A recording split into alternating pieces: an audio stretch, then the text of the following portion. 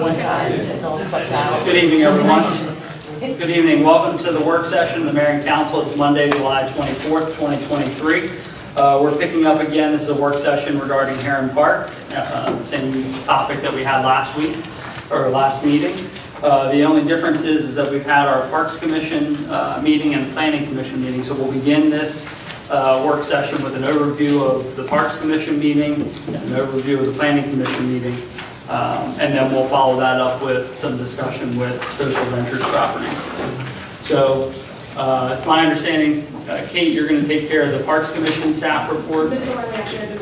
Okay, so then let's have Mike, Chris, and I think if you want to bring any additional members from your board. Sarah. Okay, so come on up.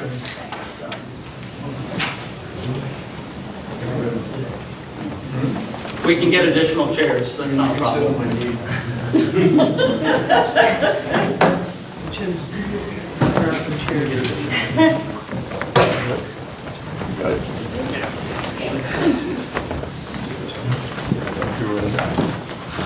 That's enough right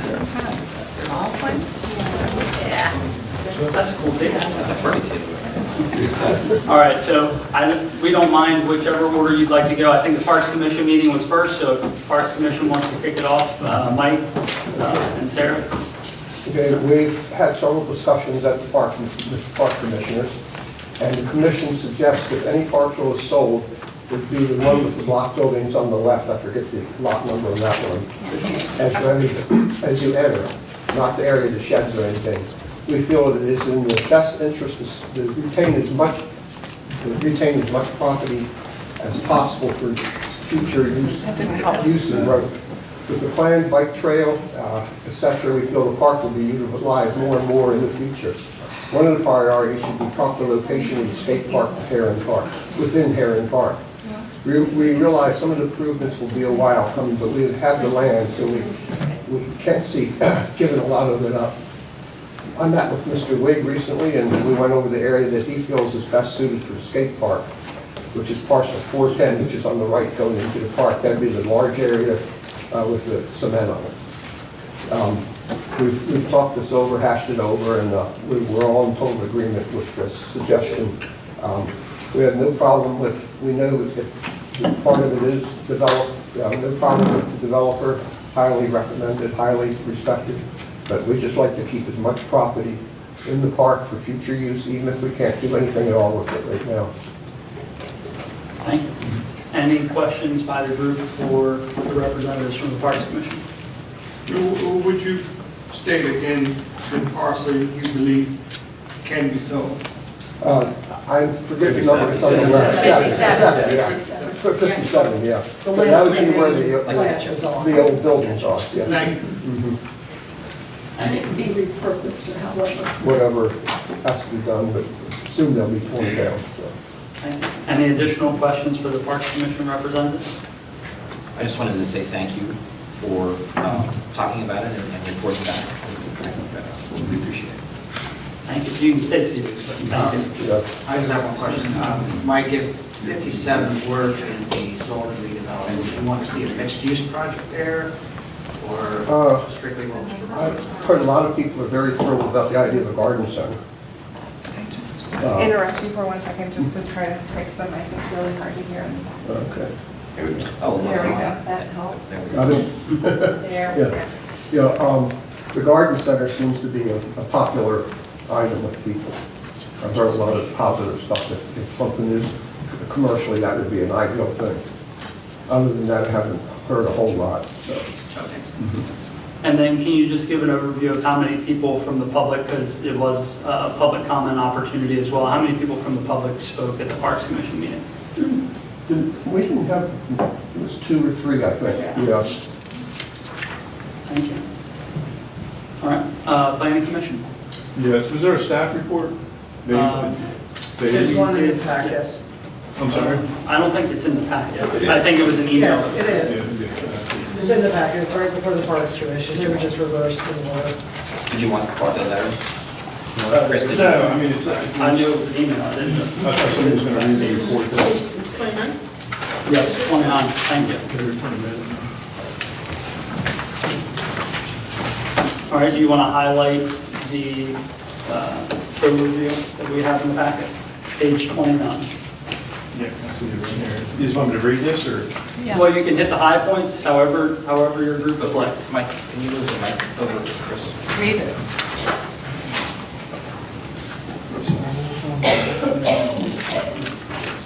This is the first time I'm seeing it.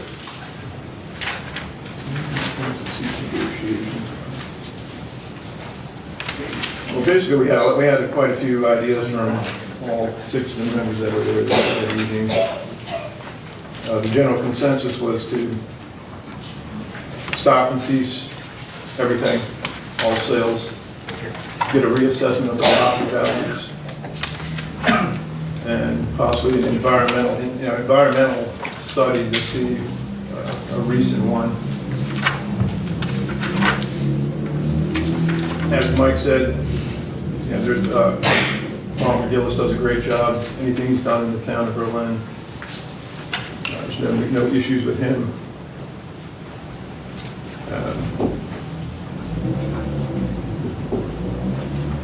Several of our commissioners were basically with the retiring of the debt, because we're still going to be in debt if you get rid of the 3 properties, and it just seems like the least valuable pieces of what we're going to keep with the ponds back there. I think we only had 2 or 3 people speak there as well. Sounds about right. The town goes in, and as far as losing the grant money to, get rid of as much of the building as we can, I don't think that you have, or was it 500,000 is enough to do the entire job. Don't know. We don't know. I don't know if there's been any bids done on that.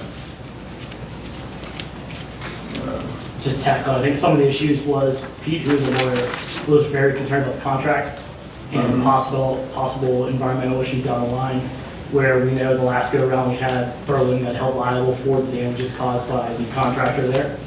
And we were concerned that wasn't, in Pete's mind, fully outlined in the contract. I think there was concerns, and this came from me really, that I think it's 410 where the multi-use building is, or the structure where Berlin's storing a bunch of equipment that is valued at 180,000 or 200,000. That what is Berlin going to do with the equipment in there if we sell it? Or are we going to then build a new pole building on land that's going to cost us 150 or 200,000? So at best we broke even, which if it costs more, it might cost less, I don't really know. I know that was definitely an issue. I personally brought up the possible interest of 57 being sold, but nothing else, as there was a lot of land back there. I think Berlin should try to retain that. But, the general consensus was that we should continue to look at if we're underselling 57 at the value. And we looked at price per acre for commercially zoned land that Wyatt Harrison reached a person for plat that compared to this. And I know that, there's a building there that needs work done, but we are giving in that $1.7 million sale $500,000 towards demolition. And that structure is being partially repurposed with water and sewer, I assume, already run to it, and expenses that Wyatt Harrison and Blackout will have to spend anyways. Thank you. Any questions for the Can members? I add something, please? Sure. And we also suggested that the mayor and council strongly consider the development of a redevelopment committee made up of professionals that live or own property in town, whose job it is to deal with these very issues that are available to the mayor and council and the people of Berlin to help find out how to best make the use of this property. I think one of the first things to do is to get rid of parcel lines, do some real planning. That's what planners would do initially if they own an entire piece of property. They look at it in total rather than existing parcels that are actually not only meaningless now, but get in the way of proper design and thought. I have some questions, maybe somebody can answer. How did we get to the point where there wasn't any residential, we didn't want any residential there? Where'd that come from? I think and Jack and Jay, correct me because you both were on the committee as well. But the subcommittee's thought process, as we've said before during these meetings, is that based on the public comment we had received at the time, there was an expression against residential use there, and that's what the subcommittee went with. So if there's been a change, I think, but I'm open. I think the other members are potentially open, but that's the framework that we were working with. If I may, I think that might have come from the rejection. You know, we had the two proposals, and we rejected the residential one. I would hope that would mean, and it was basically just the cookie cutter, same old kind of subdivision, which is, you know, I think why the rejection was there, but, you know, there's all kinds of residential development and stuff, so we really need to consider accommodating different kinds of residential use, which aren't happening in town anywhere else, mostly. I'm wondering what, when we had DeRuth Adani come to town to help us with some consulting, I was sure to take him down there and show him the park and give him some history. And then I did that once, and then the last morning before he left, his wife came with us. His wife had spent 37 years as a planning director in College Park. I would suspect she knows what she's doing. They both expressed that the town has great opportunities there. We just need to delve into it.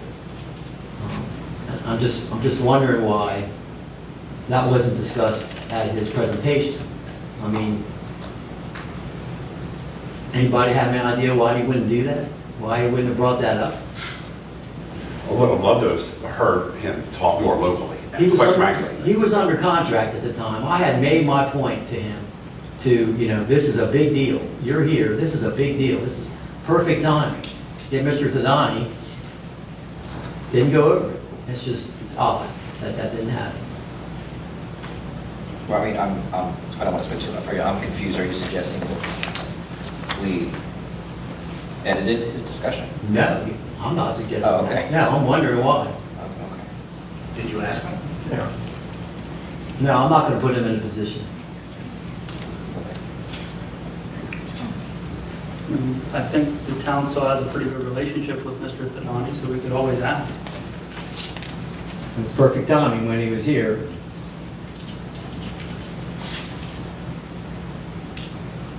Okay, any questions for the planning commission folks? Ronnie, you good? I'm good, yeah. So I did have a question, because of course I read it, watched the meeting. You guys were unified to cease current contract negotiations, as I read that correctly, right? Yeah. Current contract. And Matt, you brought up parcel 57. And how does the commission feel about that? I mean, I know we asked you to weigh in on the contract before us, we asked you to weigh in on everything, really. But I did not, after listening to it, get a direction on that particular inquiry that Matt made about just parcel 57. Could you all talk about what your thoughts are on pursuing that sale? Well, I think that's the biggest blight down there is the building itself, so that's the one that makes the most sense to me.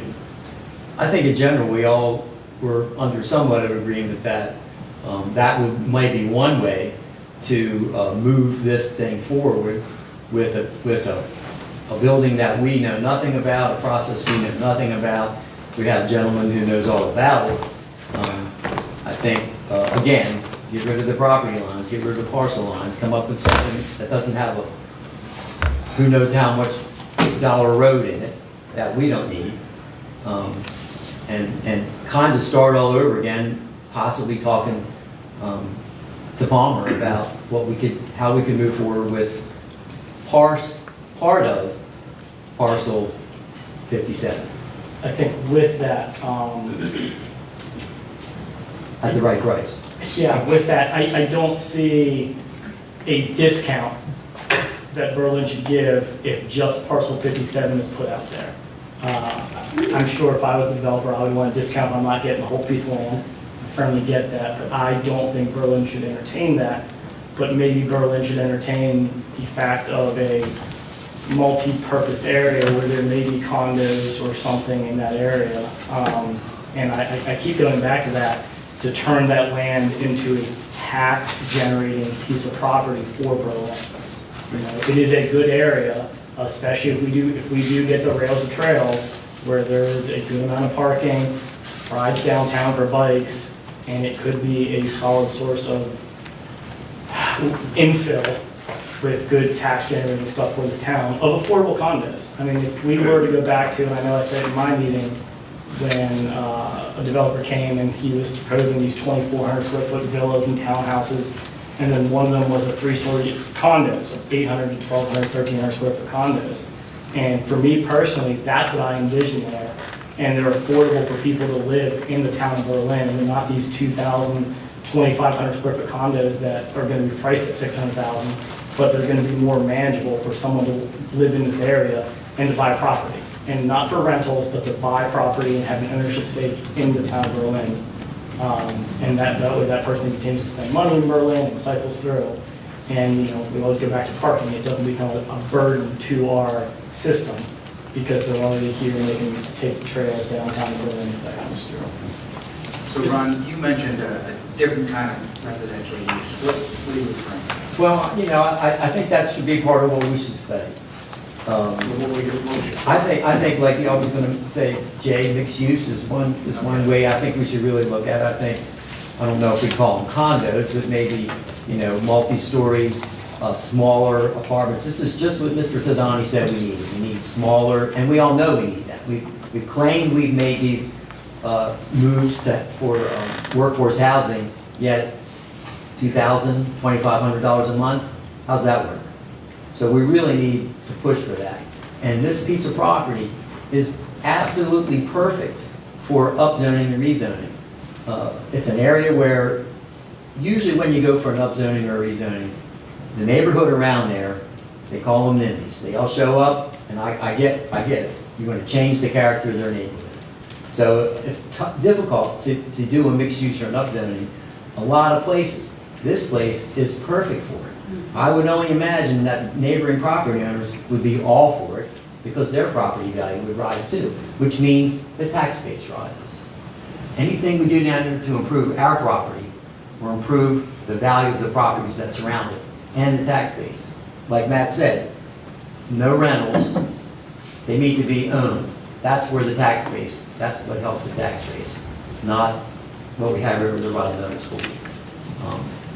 It just, I think we need to really look at what the opportunities that can arise there. And maybe come in with, like Mr. Fidani, with some assistance. I'm also hearing from you, you stated move the property line to make it a more appropriate size for what's built there. I think, you know, if we should, well, get rid of them initially, but if we should try to work out something with Mr. Gillis, take the parcel line off. Let's see what, you know, what does he need to do what he wants to do.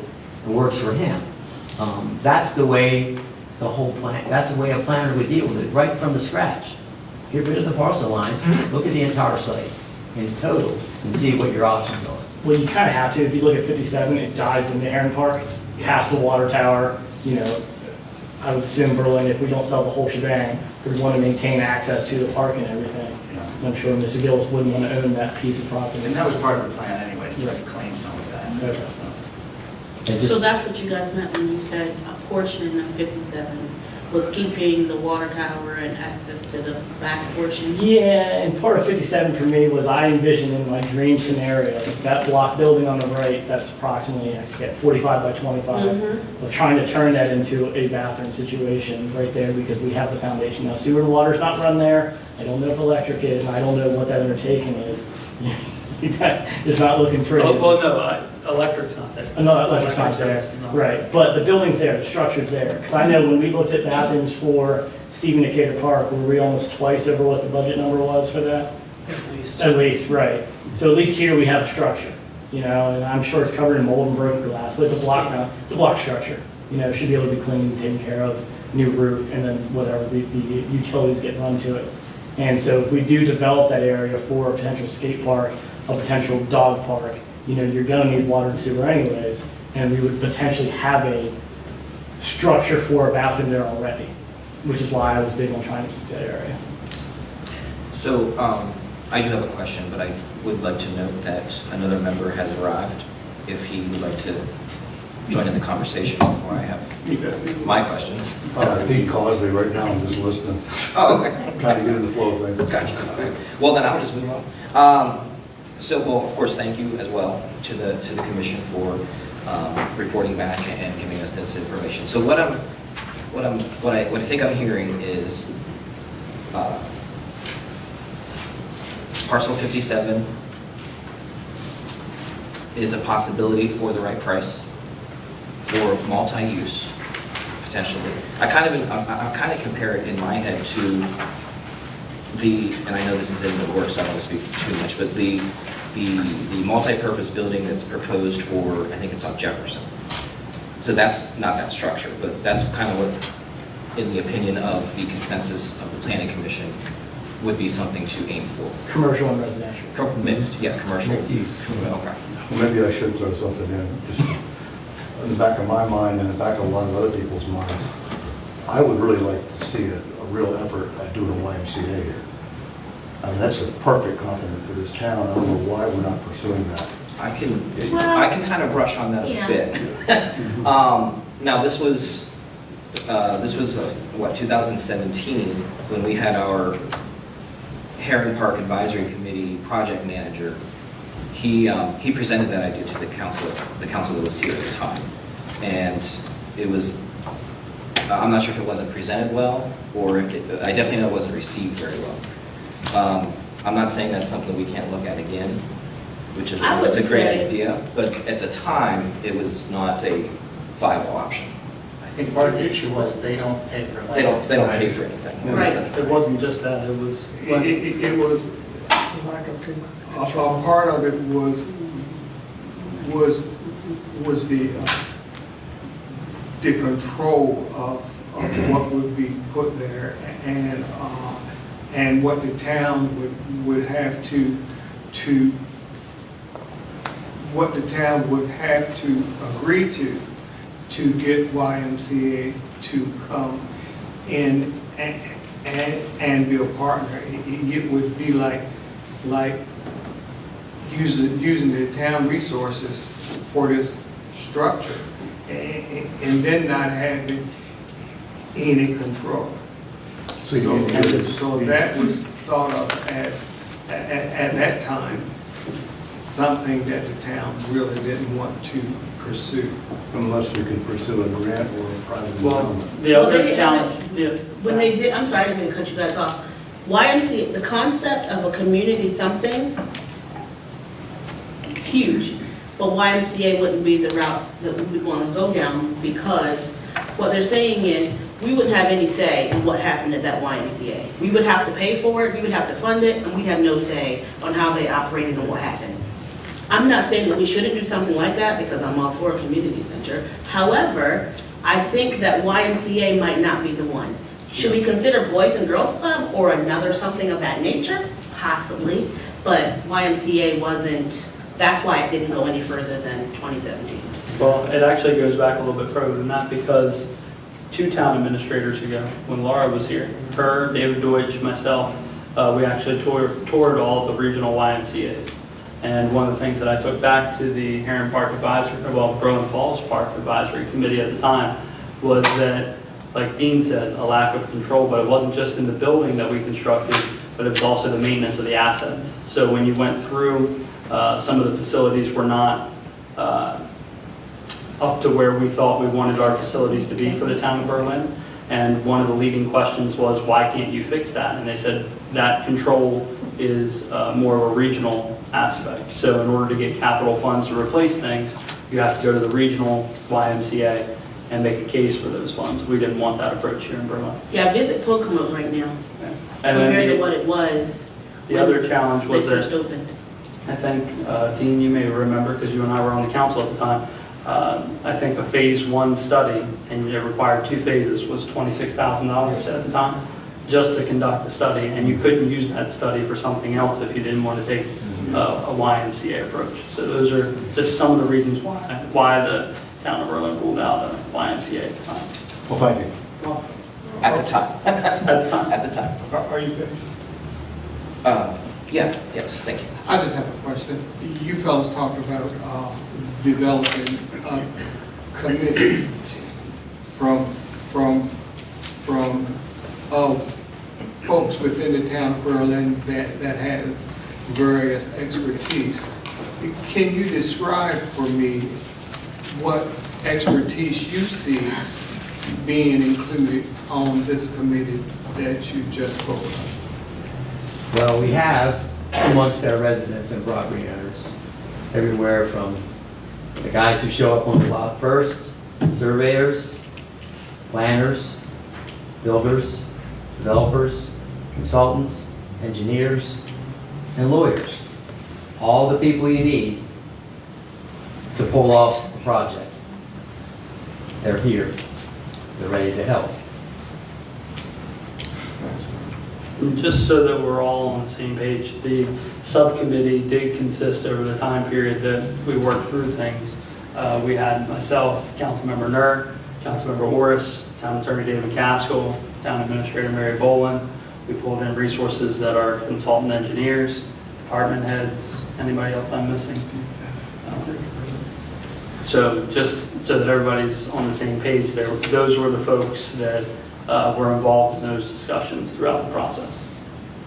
But our focus was And I learned a lot. on one project. Correct. And suggesting they take a broader approach. Exactly. And I'm not disputing that, I'm just saying that we had a narrow focus, Right, which was the right. RFP and the extended. If we're going to open it up, Right. like we seem to be now, then it seems to me like it would be wise.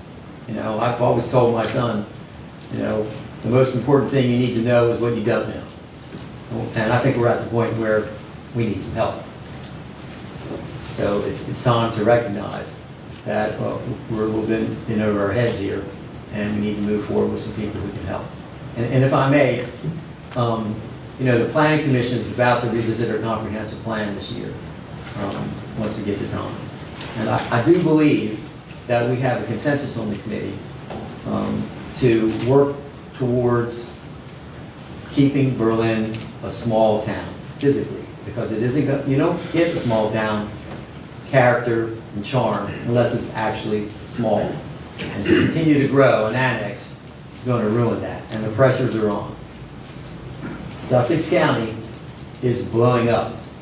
It's imploding, and they're heading this way. And they want a piece of us. And all they care about is money. They don't care about our lifestyle. They don't care about the way we live. They just want a piece of the action. And I think we will work towards not accommodating physical expansion. And if that occurs, then everything in our boundary becomes more valuable and more important. And to take and get rid of a very valuable piece of property at that point seems to me to be rather foolhardy. So I think, as Mike said, keep everything we can, even if we don't know what we're going to do with it now. It will become very valuable to the town at some point, unless we just want to continue to expand and grow like we see to the north of us, which I think we've all seen enough of that. Would it be your suggestion that if we keep it for now, that we rezone it immediately? I think rather than do that is to come up with, again, a committee to study, similar to what happened when we were going to use it all for recreation for ourselves. We had a wonderful committee. They spent years, I'm not suggesting we do that, but to have that committee be a part of, you know, then taking the town people's ideas and addressing those, coming up with a plan or a possible plan that brings value to the property and comes up with uses that the town needs now and maybe in the future. So let me ask you a question on the committee makeup. I see it doesn't include any elected officials. I think it should. It could. I think it But should. doesn't, yeah, Yeah, in yeah. the minutes they'll say that. Well, yeah, but I think. I feel like it was conspicuously absent. No. Well, I wish they would mention my comment in the minutes. I actually proposed that there was one person from town Yeah, council, yeah. one person from planning, and one person from the parks department. Right. And that way they could circle back to their groups. Like, Right. there's multiple text message groups within the planning and zoning about different stuff that's going on. That way you can have conversation, you can represent that. Right. So if it's the 9 members that might have been proposed, there would be 3 represented from the town and 6 of citizens with different skill sets. That way we don't have the same feeling where we feel like we are surprised by things coming out. And you have comments the whole time, because there's times that, Ron says things I've never thought of. And when you're in a text message in your group, you kind of work things out and you go and you move along. But when it jumps all at one time, you're kind of surprised. Oh gosh. Sure. It's meant to be all-inclusive. So yeah, that's when I guess, I am not in favor of starting everything all over. But I understand the committee concept, and I think that is valuable. We participated in his design charrettes, Jack Burbridge, I know he had one a couple of years, many years ago, and they can be productive and successful. I guess I just don't want a year-long committee of meetings. I just don't find that to be productive. That's really my, and Mr. Hammond, I read his template, and he did put make sure to have a limitation on it, because I think that is important. I guess my feeling is, because of coming off of the subcommittee where there was a lot not known from myself as well. I think That's by the nature of the negotiation I get it. as Yeah, well. I I mean, get that, like, yeah. we tried to provide briefings to the group, but I guess it I was was- a negotiation. I think it's Right. important to note it wasn't a subcommittee. That's like a committee of the Parks Commission or the Planning Commission. It wasn't negotiation. bringing forward Yeah. a contract So, for council consideration, recommendation. Yes. I guess I would ask, could this committee include all of us, to tell you the truth, in a setting like this, where we get the expert, the people that you're talking about, where all of us are involved, Well, I think the idea is that everybody in the town's involved. right? Just that the committee would be composed of professionals. Mhm. If you get, as we well know, we don't want to herd cats, okay? Right. If you want it done in a year, don't make a committee of 15 people. It's not going to happen. Right. So, to have everyone's involvement, but the committee be the people who have the expertise. And again, members of council, other committees. Right.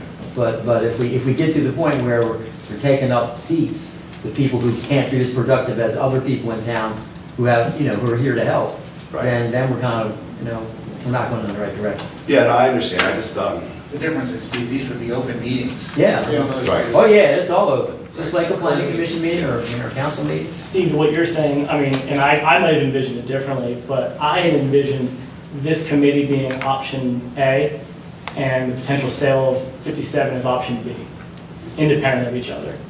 And then I might be completely different, but that's how I had envisioned it, where if we could come to an agreement on 57 with a multi-use, mixed-use facility That's as where a I potential thought you were. sale, as a potential option. And once again, we might come to terms with 57 is more valuable than what we sold it for because we might allow mixed use. But as a town, we need to think about how much bandwidth and time it's going to take city officials, council members to handle the RFP, the demolition, all the access that might go into spending that grant, where we could potentially turn that place into a tax revenue project that could be bringing in money for this town. And I don't know if one's better than the other. I mean, we might find out, crud, man, that thing's worth $4 million. We left a lot of money on the table, but we got things moving. We got that property that's been just junky for how long, and we've turned it into a property that is making tax money for this town and putting houses for sale that are potentially affordable in Berlin again. Housing. And now Zing. Right. Housing, not houses. Matt, you mentioned time and value, and I think you're hitting the nail on the head there, is that, one, this group knows we're against the timeline of the demo grant. I think, Chris, you said it, it's probably going to be more expensive to demo the entire building to where it needs to be able to build on it, if we were to take that route. And Matt, you brought up the point of adding it back to the tax base. And there is a value to that. Even if it does go up in value over time, the tax base still grows with that. And I don't think that we have to look at it all as one or nothing. I think you said A or B. There's the opportunity to take 57 and the thing that has a time horizon associated with it, move that forward, and go back to the drawing board with the other things. The only reason that the subcommittee focused in on what we had is because that was what the RFP was. That was what the design that was submitted was, and that was the scope that the subcommittee had to work with. That's the only reason that that's what we have. And it was always the intention to bring that here to what we have today and what we've had, those public discussions about a potential contract. So there's an opportunity to advance toward what I think Mike and the Parks Commission mentioned, and I think what you mentioned, parcel 57, and go back to the drawing board with the others at some point. I think part of the problem was that we went out, the RFP was putting the cart before the horse. We didn't have a plan. You know, usually when you put out an RFP, you say, this is what we want. What can you do? Instead, we just said, hey, what do you want? So we really, you know, didn't get anything with our input. No, that's not true, because the RFP was done and designed here, and the mayor and council did insert the things that they wanted within that grouping of the RFP. Okay, well, as a planning commission member, we saw none of that. It was all in the public, and there was actually... We got no reports, we got asked no questions, we weren't asked for help. Seems to me like, you know... Ron, you're making an argument for what has transpired. Right, Here I'm now. trying to not make that mistake again. Right, That's all. we don't want it to happen. No, I'm just saying, that's where we failed, let's not do that again. Correct. If we do end up moving with 57 or whatever, I know it's been batted around, I just want to make sure that, because I know the planning commission will argue till we're dead, that we don't want to own the pipes in the ground or the road. You know, any development that comes in Berlin, you know, I live in Purnell Crossing, we might be the last one that Berlin owns, and thank God it keeps our HOA fees low. Unfortunate for the town, great for me. I just want to make sure that when we look at it, that we don't have to deal with maintaining the roads or any plumbing underneath the roads or anything else. If we did 57, I think the group would probably decide not to do the road bed. The road bed was if we were doing 191, 410, and 57, to maintain that easement back to, and the right-of-way back to the park. If we were just doing something with 57, I don't think there would be a need for the road. And then over at 410, or what was the one behind Cropper? That's 410 and 191. Directly behind Crawford's Yeah, 191. because there are two of them, and I know like Tony League really is a great potential area for the skate park. We're not going to mess with, you know, there's already a cement base right there. Yeah. And I mean, I don't know if you guys have thought about it, but I have. If Rails Trails comes, that becomes another great additional area of parking. You know, I can't believe that that whole area will be encompassed by a skate park. But that could be an additional parking area for Berlin with a ride downtown. If you look at the initial drawing, that area that you see behind the buildings of 57, that old processing plant, those parking spaces, when we were discussing that as a subcommittee, one of the things we wanted was for that to be flexible parking, not just purely associated with 57's building, but also the public ability to park there for whatever would go on. So. From my perspective, of course, I'm pretty ignorant of what's going on. I'm not on top of the issues like you guys are, but I like a more global approach to the whole property, rather than parceling off 57. I like to get a concept in place for the entire development. It's a very valuable piece of property. It's a pretty large piece of property. I think it should be carefully planned. That's just my feeling. Maybe I could be convinced otherwise once I know more details. But one issue I would like to clear the air on, because there's a lot of confusion with me and perhaps others. I talked to one of the council members who straightened me out a little bit. Do we have an ultimate environmental problem, or does somebody else have the ultimate environmental liability on this property? I think you should turn to the gentleman right back there as far as who has environmental liability. I believe right now we do, but the parcels that are being sold, we had phase 1 and phase 2 environmental studies done prior to when the town purchased it, and everything came clean. I heard them talk about we're not sure what we might discover underneath that building where it's demolished. Now, I don't know. nobody knows what could be underneath of something, especially all that concrete, but all the studies that we have had, and Mary, correct me if I'm wrong, are not indicating that there's any environmental issue. Correct. The due diligence as required has been done to this point. How reliable is it? Well, Really? it was done by professionals. Well, the professionals destroyed a water tower full of contaminants too. It cost us a bunch of money. I mean, do we really have our I's dotted and T's crossed? It's not the only environmental assessment that's ever been done on the property. Excuse me? It's not the only environmental assessments that have ever been done on the property. and each time they have come back with essentially the same information. Now, again, I did say this at the planning meeting, and I'll repeat it. This is only concerning the first 3 parcels. The lagoon property is an entirely separate issue. I mean, that's an important distinction. What I'm hearing, Yeah. have they assessed the lagoons at all? Yes. Okay. Extensive work has been done back there, but that has nothing to do with this conversation. And are you talking about the area where the spill occurred? Because there were also wells, and Dave Gaskell and Mary, you can probably speak a little bit about this also. There were test wells that had to be drilled on behalf of the town to ensure that the cleanup was proper. And those all came back within their limits or Yeah. good, so. So far as I recollect, MDE gave it a clean bill of health after we cleaned it up. Correct. So you guys are feeling fairly comfortable on the environmental issues as well? I wouldn't say comfortable. I would say that because there are statutes that allow those entities to potentially come back to the town for the spill. But I would say that regarding the environmental assessments that have been done and the test wells that we had to do as a town following the spill, I think all of those have come back showing no contaminants. So if we do sell something, are we considering dumping the environmental liability on the buyer? Well, they would have to perform their own Due assessments. diligence. I mean, I don't see why we should maintain any environmental responsibility when we sell off a parcel. So I do believe this is something we need to nail down, because during this public conversation, this has come up a few times. Troy Purnell, who sat up here, was amongst the Berlin Properties North that purchased the property. He sent us an email, and it's a public record. He said it was a public record for us to say. And he was taking exception to some of the concerns, but he says when Berlin Properties brought the plan from Tyson, they had a phase 1 and phase 2 environmental study and received a non-culpable status. So you're an attorney, so you may know more what that means. I had to look that up. But the point being, does it transfer, right? Did it transfer after the contract? And his belief was that it transferred to the town when the property changed hands. So that transfer would continue in perpetuity. Unless you contracted otherwise.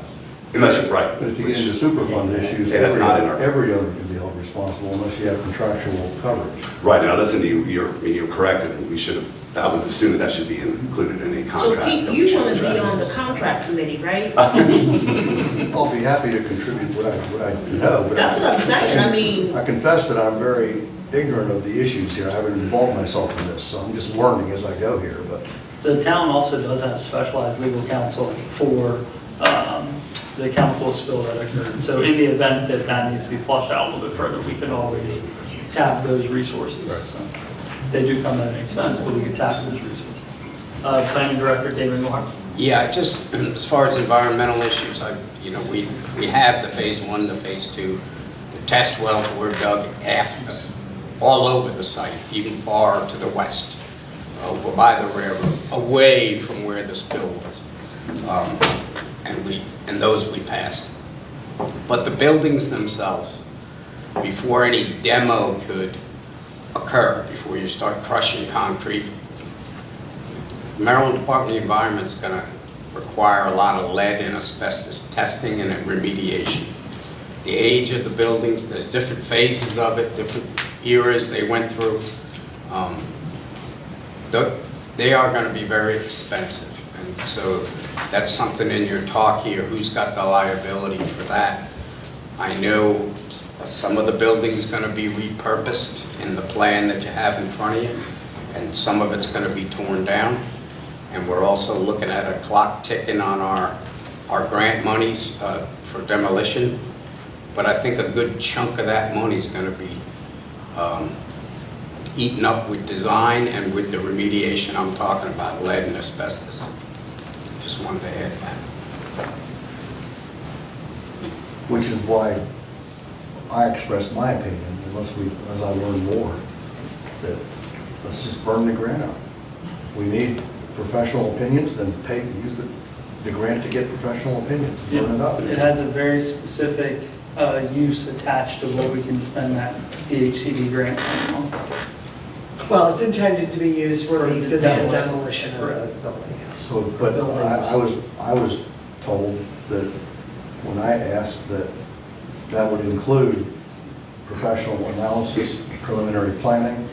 Yes, that's correct. So, okay, we burn it up on that. If it burns it all up, it burns it up. At least we're further down the road with grant money. And we're not committed to sell this property before we know what we got. I think the important thing to note with that idea is that it does not put the town in a favorable position for future grant fundings of that sort. My understanding was that as long as we use the grant, we're good. That's not so. If it got to a point where we were using it only on professional services, where we were not taking one brick down, we would have to have more of a conversation with DHCD. And there's an I don't know economic- that would technically qualify in the terms of. Then let's pick a simple building Well- and keep it within our budget and tear a couple bricks down. And then there's the economic development component of the grant application as well. Part of that is, one of the big things for Department of Housing and Community Development, I don't speak for them, but what I recall of the grant application, there was an economic development component that was associated with the grant application. So, Can I ask a question about the grant? It's part of the. I'll try my best. But I mean, that 500,000 is all part of the CBDG or whatever housing. DHC. It's actually strategic demolition. Strategic demolition. It's not under CDBG. It's a different avenue Yes. of the housing, okay. Because I know Salisbury on Shrewsbury Street with their big part of their building they're trying to get done is through CBDG. Do we know, and I'm sure the answer is probably no, but do we know, let's say, we go Pete's route, and let's say we spend $75,000 getting experts to go lead, asbestos, we can do this, we can do that, spend $400,000 on demolition. Do we know if we have any chance of getting a secondary grant the following year to do the other portion, or is that just a toss-up? My advice on grants has always been the same. Until I have a letter in my hand that says you got it, there's no guarantee you're going to get it. And she's always more cautious than I am. Right, well, I mean, I do know, like, I personally do a lot of work with community block development.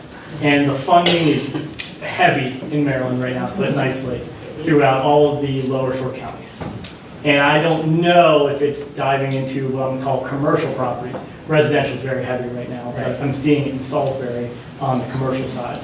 And so I wasn't sure if we But you just reached used a out. key term there. This is still zone residential, right? Well, I mean, there are caveats to CDBG grants that the town does not currently qualify on a town-wide basis. There are a number of different boxes that need to be checked to satisfy different requirements of the grant.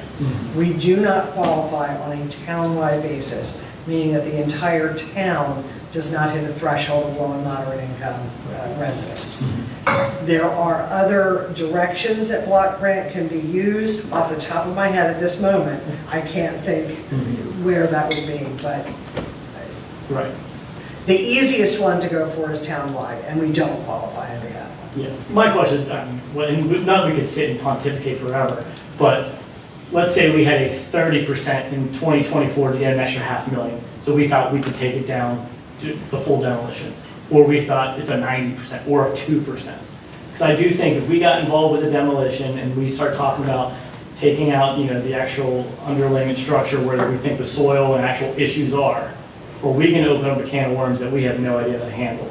And if we sell it to Coastal Ventures or what it's called technically, they own it and then they have to deal with that issue. So the way that the subcommittee's discussions have gone so far are that the town is only putting in the $500,000 strategic demo funds.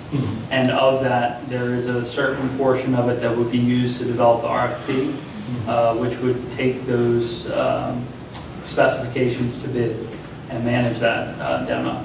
Now, everything else, in addition to, would be on the developer. And then you talk about the DHCD grant. One of the things is that if we got 57 to a point where it was redeveloped, that would put us in a more favorable light for things like other grant applications, because you then utilize those funds in the way that the grant is designed. And we just, And it adds to the tax base. and we just don't know if we can get there. It's kind of a risk What do you reward mean? scenario we're playing here. No, I mean, we know that if we were to sell 57, if the developer were interested in that, with whatever contract points we put in and agreed to, that we could do that with the grant funds that we have available. That is an avenue that we can take. And would, sorry, I'm gonna keep chiming in here. It's okay. And if we went down the path of selling 57 and having it developed, and I know I'm asking you guys grant questions, but do we think that would put us in a favorable position for the skate park grants, for Project Outdoors, for dog park, et cetera, compared to where we are today? Yeah, think about it. I mean, you have a site that was once an industrial property that's been redeveloped and now adding value to the tax base and is potentially used for whatever things that we agree on. I think it was restaurants, retail shops, other things of that nature in the original contract. That, of course, puts you in a much more favorable light to reapply for other things. Another rule of thumb on grants is the closer to shovel ready you are when you apply, the better. So, yes. And examples of things that you have done and how you've utilized other funding in a favorable way puts you in a much more favorable position. So a plan helps you get grants. Sure. Okay? Yeah, I mean, you couldn't really apply without one. Well, I mean. Even if it's we apply rudimentary, for one depending just on for the. demo, we'd have a plan other than the demo. If we had a plan that, you know, laid out what we wanted to do, I would suspect that we have more favorable ways to get to more further grants. I would agree. Okay. I just keep going back. To me, it's a risk-reward scenario. I'm afraid that if Berlin goes down the path of trying to do some of this themselves, that we're going to be having the same conversation in 2 or 3 years with undeveloped piece of property. If we sell it and move forward with the developer, he has a financial interest in getting that property off the ground, turning a profit, building mixed use, whatever it is that we say okay, and moving forward.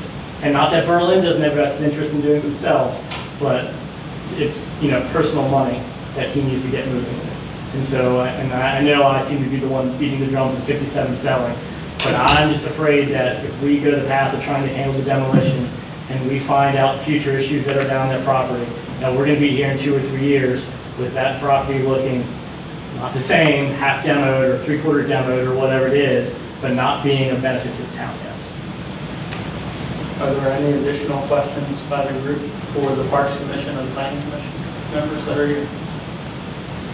I'd just like to point out that regardless of what's sold, but it's kept, the skate park, they've been very patient. They've got the money towards, I know they have fundraisers through IDLA Berlin, and we've got to keep in mind definitely the skate parks should be a high priority regardless. They've been very patient. One of the reasons I went on this committee, I had 2 grandkids that were real skateboarders. Since then, they've grown up. So, got a couple others in the wings, but it's been that long.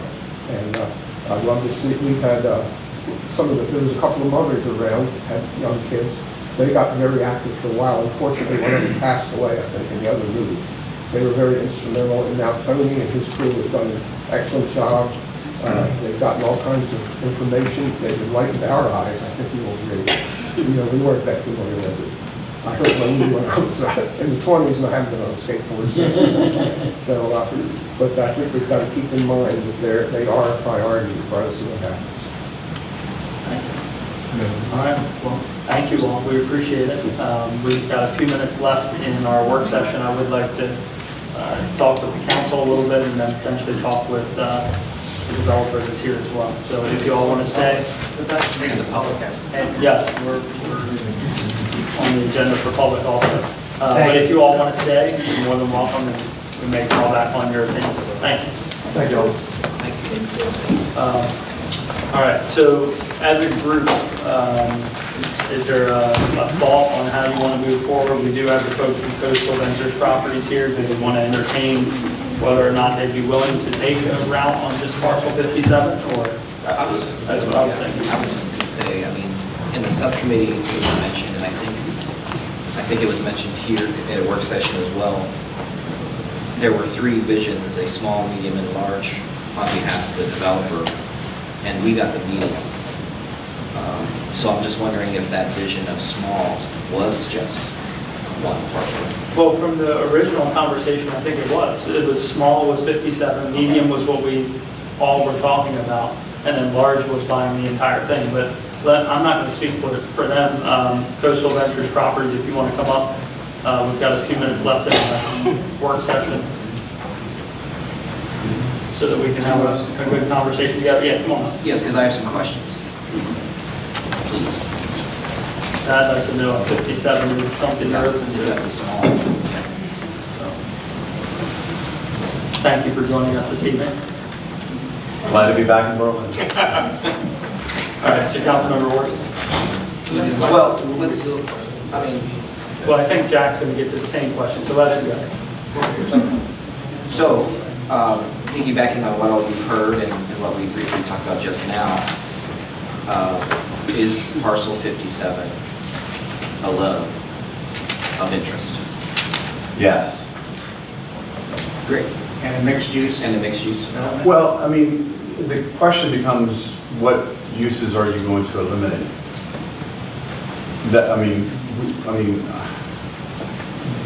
We've done a lot of listening ourselves, and some of the listening that we've had for the last meetings have been what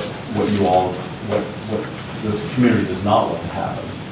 And that list got a little extensive with not wanting restaurants, not wanting eateries, not wanting retail. Well, if I can, I don't mean to cut you off, but if we can just start kind of. Yes, we were interested in 57, because I don't want to sound too arrogant here, but that's what we do. I mean, I'm doing a 60,000 square foot building in Easton right now for the health department. So I mean, it's an industrial building. It's got 4-foot and 6-foot foundations inside for isolated pads for printing equipment that are bigger than this room. So that's what I do. So that's what we would be interested in looking at. So would you be interested in 57 as mixed use? Well, currently, let's start with what was in the contract. Let's go from there. Restaurants, boutiques, gift shops, and retail for 5 years following receipt of certificate of occupancy is what the subcommittee group had outlined before. Is there a use that? Right, but I mean, I think we're still quote negotiating. Yeah, that's what I'm asking. Like, so what are you looking for, either in addition to or striking from that? A residential component. Well, a residential component first, which is a mixed use. Not just a couple apartments. Okay. This is all hypothetical we're discussing. Okay. And We're pretty open for everything, but to stick to our original plan, and Councilman Horace, if you're talking about small, keep in mind that if we were only looking at parcel 57, that is taking away 50% of the land area. So in order to achieve I don't want to get too far off into space here, but the farm to table idea concept, you just wiped out the entire garden center. So there is enough land that goes back to where the water tower is that could possibly replace that, but meaning that the overall parcel size of 57 is around 10 acres. So we could possibly introduce a smaller garden center, but this is a homogeneous, one feeds off the other. But in answer to your question, the simple answer is yes, we would be interested in 57 and try to make it work. And keep in mind too, when we invest the money that we invest, we improve the property values for all the properties around the neighborhood. And that includes the town's retained 410 and 191 of the 10 acres. So, I mean, it gives you lots of options going forward by letting someone repurpose 57. And the big thing, I mean, this is just, like I said, this is just discussion, is obviously I don't think any of us want to, we would prefer things that complement, and you said yourself, complement, not compete with them. Yes. Berlin, I believe, on some section is also, on some level is also turning, well, it is very arts and entertainment sector. So, I don't think these were in the RFPs, but things that are more arts and entertainment related, perhaps, such as, I don't know, galleries, studios, if there's an entertainment venue on the horizon, if the public wants that, maybe some sort of performance academy. It's things that aren't necessarily competing with downtown, but that would help. These are just ideas to throw out there. There has to be an entity that generates income to pay although the small version, the 8 to 10, maybe $12 million investment. And I've been involved in the arts community very, very, very deeply over the last 30 years. And I mean, no disrespect to artists, but they don't make a lot of money, but they bring a lot to the economy. I mean, the arts venue is a huge economic engine that nobody really thinks about. I mean, whether it's culinary or visual or performing, that's a huge asset to the community. That's way up there on the economic development across the country, arts and entertainment. Any community that we visit, that's exactly what's downtown, and that's exactly what's in the community in Asheville. They had a whole industrial park that was nothing but arts. It's beautiful. I mean, and guess what? They feed off of each other. The downtown of Asheville, which is unbelievable, feeds off of that arts district. So yes, that's definitely something. We presented some pictures of some simple things that don't even cost hardly any money that bring people to the center. So I don't want to overpromise. I'd rather underpromise. But the entertainment venue can be something as simple as this, which is at Ocean Pines. It's on a trailer. It's fairly simple, and we can move that around on site as we grow the entertainment venue. And again, when we say grow the entertainment venue, I don't want to sit here and suggest that you're talking about 2,000 people or 1,000 people or grow organically like the Freedom Stage. Nothing like that at all. We were at Lighthouse Sound Thursday night for the Bone Daddies, first time in 3.5 years, friends of ours. It was a small group of people on lawn chairs on grass. It's that simple. It's really that simple. So I guess the question becomes is, if you understand that the relationship between the arts community and the other purposes, then you understand that you have to have some entities there that generate income to offset, respectfully, subsidizing the arts community. It's a hand-in-glove relationship. And I outlined the last time where we have dived into supporting the arts community. Nothing's going to change from that. I see it as an economic engine.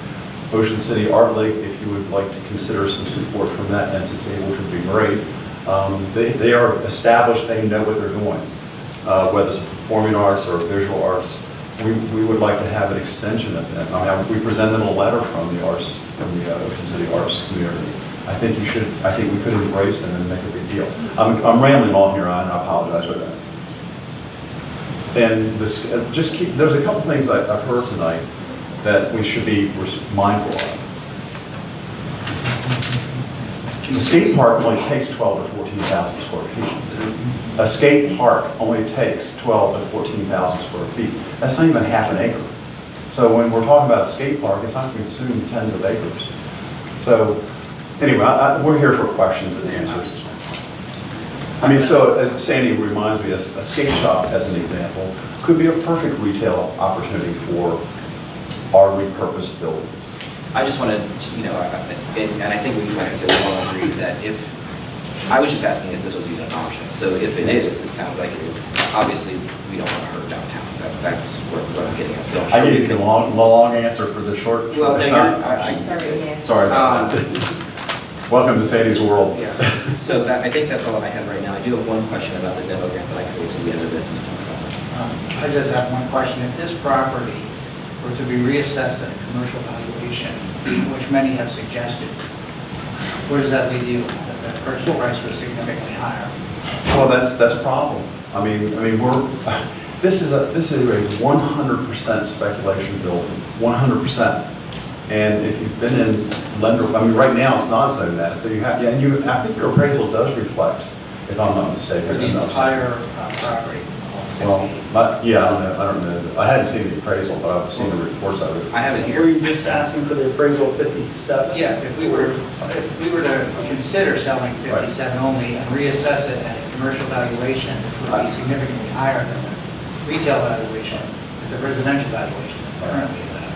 I don't know how an appraiser will do that, but I would suggest that I'm not going to sit here and negotiate against myself. I learned that a long time ago, but I don't know what the value you're talking about. Well, you know what Black Bat paid per acre.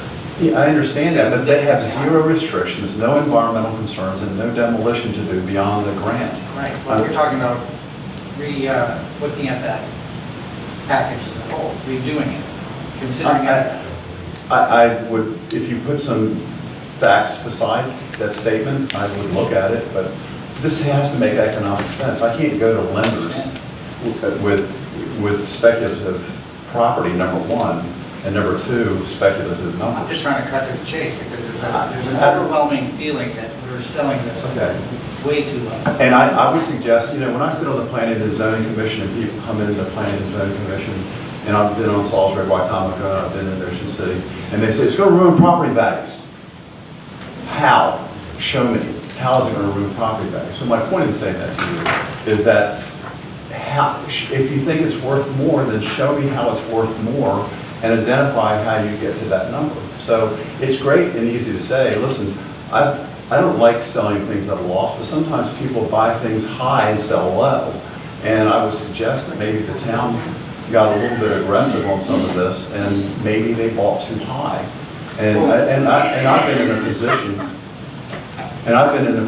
where I've had to sell properties for 45 cents on the dollar. So I get that, I understand that, but I'm not going to sit here and negotiate against myself. Tell me what you're trying to say, not in this venue, but after some thought. How do you get to that number?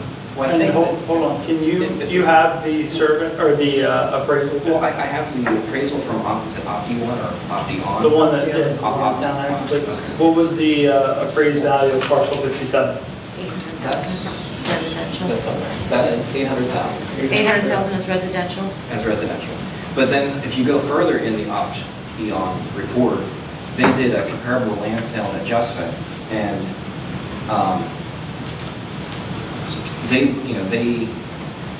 the subject and all cited comparable sales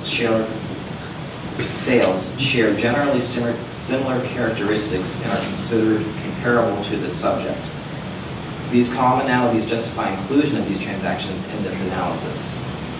So if you look further in page 67 of the report, but it has here commercial ones, or commercial C3s, C1s, B2s, and I think that's a mixed use, and no restricted property written zoning, no restrictions, no financing. But this explains how they got to the numbers of the whole property, for example, zone to B2. I know we're not selling the whole thing. That's 3.3 million. And mixed use, the whole thing, which is the top one, is 2.9. So I just did, and I'm not an appraiser, but I just did some basic math. And the mixed use, removing the parcels that we're not using just based on this appraisal, is 1.8. Good. So, I mean, I'm not saber rattling, I'm just saying. Would you like a copy? That It's not right this second, but Yeah. I mean, I think as it's- Mr. Casso said to me, the price, the value of the piece of property is what someone's willing to pay for it. And I would suggest that you guys have put this out on the street. And if you want to put it out on the street, again, that's fine, that's okay. It's way up to you guys. But I mean, you said very clearly with no restrictions. And again, I want to repeat what I've heard from listening. The town, after the RFP, which had these things that they wanted, the town does not want storage, it doesn't want mini stores, it doesn't want shops, it does not want boutiques, it does not want retail, it does not want offices. It doesn't want medical offices, it doesn't want residential, it doesn't want restaurants, it doesn't want eateries. That's what we've heard in the last 30 days.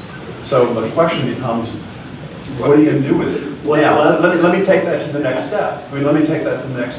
And we're here to try to solve a problem with the town. But if the town decides they want green open space, the first thing I'd like to say is, have you taken a look at the 20 acres of land there? It's not green open space. I would suggest that 80 to 90% of it's impervious surface. And what I'm trying to say to you is, I keep hearing to do demolition to grade. You can't do demolition to grade. You have to remove all the unknowns to make this available for a developer. And that's hundreds of thousands of dollars. I'm just trying to be brutally honest. I shared a story here with you, if you'd like to hear it. 30 years, 25 years ago, when we were working at that plant, the town had Miss Utility lay out all the utilities on the site that were known. In the current days, the plant manager was the person we would rely on. So when we went to the plant manager and asked him if there was anything in that big, huge subgrade concrete, it looked like an abandoned foundation. He said, oh no, that's not this clean. So this is in 40 years next month that I started my business, and when I was 5 years old, 40 years ago. 40 years ago. So this is the closest to death that I've had in a construction site, where Hal Chernoff hit that concrete line. There's a three-phase, and it gets me rattled today. There's a three-phase line there, threw him back 12, 15 feet. It should have killed him. It didn't, thank God. I prayed for that. But that being said, none of you, including me, don't know what's underneath of that surface. So when you say demolish it, I'm going to give you a choice that you guys can consider. If you want to make that clean, green, open space, you need to remove not only to the grade, but you need to remove below the grade. And that's the variables, and that's the unknown that no appraiser is going to know about. I don't care how many appraisers you get there, they're not going to know about that. So if you're taking away the uncertainties and the variables for the town, then that's something you should consider. Because nobody in this room, including myself, knows what's under the ground. I'm okay with it. And I just do want to say that it's frustrating to me because this is so available on the town website. We have the Berlin Falls Interpretive Plan. We have the building, these are big reports that the town's paid for. We have the building condition and assessment done by an engineering firm. We have the Berlin Falls and Wellness Park assessment. We have and I didn't print all of these because this one here is 611 pages. We have a final remedial investigation of the Tyson Foods plant. We have a final phase 1 of the Tyson plant. We have a final, and that's 611 pages, this is 235 pages. All these are right available, thank you, Mary, on the town's website. So when people are suggesting that they don't know, we've done a lot of push-ups on this and homework on this. We know what the town has already done on it, and congratulations to you for the good stewardship of this property. But you've got tens, if not hundreds of thousands of dollars of reports on that. So that's just something to consider. What I'm suggesting is that if you want to do green open space, you need to throw a few $100,000 more dollars, maybe $500,000, maybe $1 million more at your budget to do that. Plus, you need to keep on paying your $200,000 to $300,000 a year for debt service and maintenance, and then you still have the variables of a green open space. Can I take the temperature of the group? Are most of you interested in wanting to move forward with an exploration of 57? We need to iron out price. We need to iron out the uses. But I think that from what I'm hearing, maybe most of the group would be open to exploring the sale of 57. Right, that's what I was hoping that we would get to tonight. I think we need to because of the timing exactly. on the frame. I feel like I can look at I think I know how, we have 2 members of the subcommittee that put forward to not move forward. So we know that's 2. Councilman Burrell has been very clear, which I love, it's clear with his views. So we know the votes are not there to move forward with this contract. The entire 410, the medium version, 191, yes. and 57. Correct. So I almost feel like I'm in a position, and actually am more not as passionately opposed, but it's probably because I've worked across from that place for so long. And I'm a small business guy, and I'm always in a hurry. So I know that, and I want to rush that back, push that back. But I feel like when we, on that slot at our next meeting, let's go ahead and somebody make a motion to abandon the current contract and move forward. We can amend. We don't even need that abandonment. Like, we can always say as a group, hey, look, and I think you're right on the temperature of the group and of the room. Like, shelf 191 and 410. I think we heard that from the parks. We heard it from the planning, and we have the developer that's saying, hey, we're looking and we're open to narrowing that focus to 57. It's not going to take a lot for us to get to a point where the next meeting we discuss price, we discuss uses, we hear from the public, and then hopefully have some wrap up by the second meeting in August.